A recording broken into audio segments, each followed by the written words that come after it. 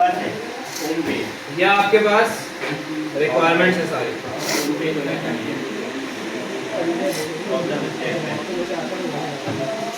ये क्या लिखा हुआ है? Home page. अब होम पेज के अंदर क्या क्या चीजें होंगी? एंगेजिंग इंटरफेस होगा, इंफॉर्मेटिव होगा, experience for users, it should display information about the elegance salon with some images. अच्छा, आपके पास ChatGPT से निकाला, आपके पास जो वो है वेबसाइट है, उसका नाम क्या है? Elegance salon. ठीक है, तो एलिगेंस सैलून के नाम से आपके पास वेबसाइट है, इसी नाम से लोगो बन जाएगा। और आप लोग देखें ना भाई, आप लोगों के पास क्या नाम है? मेरे पास मेरे ख्याल में आर्ट्स स्टेशनरी करके नाम है, शायद प्रॉब्लम स्टेटमेंट में देखो बता दें। और हमारा साउंड है प्रॉब्लम स्टेटमेंट होगी ऊपर, उसमें देखो आर्ट स्टेशनरी होगा शायद, आर्ट द स्टेशनरी शॉप लिखा होगा, ऐसे ही कुछ होगा, या ईमेल पे देखो अपनी।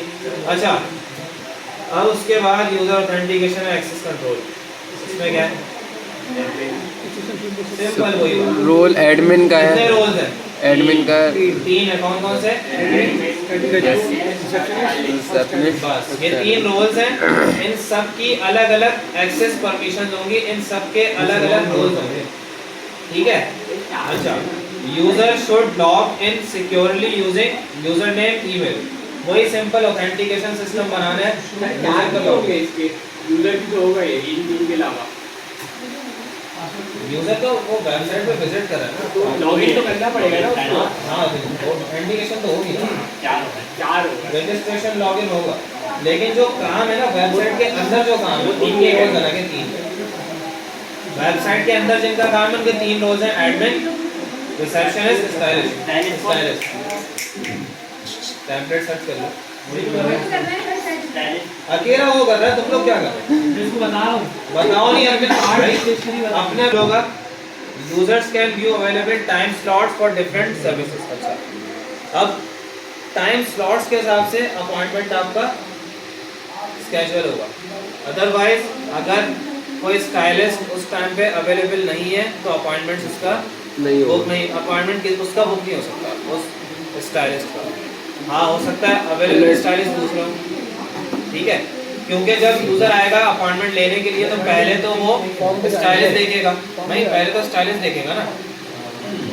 फॉर एग्जांपल, एक मैं यूजर गया कहीं पे, किसी के पास मैंने एक सर्विस अवेल कर ली एक मरतबा, अब मुझे उसी स्टाइलिस्ट के पास दोबारा जाना, मैं चाहता हूँ वही मेरे बाल काटे, मुझे उसी ने मेरा स्टाइलिंग करवानी। उसका नाम सबके आ रहे होगा, उसके बाद गया होगा। नाम और टाइमिंग हाँ, एक स्ट्रीम भी आ रही होगी, स्ट्रीम भी आ रही होगी। मैंने टैबलेट उठाया आगे देखे, अच्छा लगा। भाई बात कर तो जाओ भाई, 10 तो समझ। मैं 2 दिन उठाता हूँ। लगे सबसे पहले वो दिखा।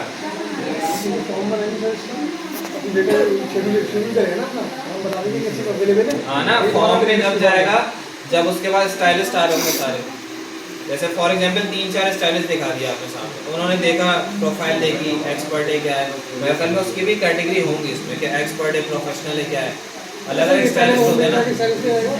हाँ, वो देखेगा, उसके बाद फिर जो उसको स्टाइलिस्ट समझ में आएगा, उसकी डिटेल पढ़ने के बाद फिर वो उस पर बुक अपॉइंटमेंट पे क्लिक करेगा, फिर अपॉइंटमेंट का फॉर्म करेगा, इस तरीके से जाएगा। ठीक है, अपॉइंटमेंट मैनेजमेंट पे यूजर क्या available time slots user can view, अच्छा वो व्यू कर सकेगा अवेलेबल टाइम स्लॉट्स को अपॉइंटमेंट लेते वक्त। अब उस स्टाइलिस्ट के अवेलेबल टाइम स्लॉट्स आ रहे होंगे उसके पास, फॉर एग्जांपल एक अपॉइंटमेंट उस स्टाइलिस्ट का किसी और यूजर के साथ बुक है, तो वो वाला बुक टाइम स्लॉट उसके पास शो नहीं हो रहा, वो दूसरे यूजर के पास वो बुक है, उसके अलग उसको हटा के बाकी के rest of the time slot उसके पास शो हो रहा है।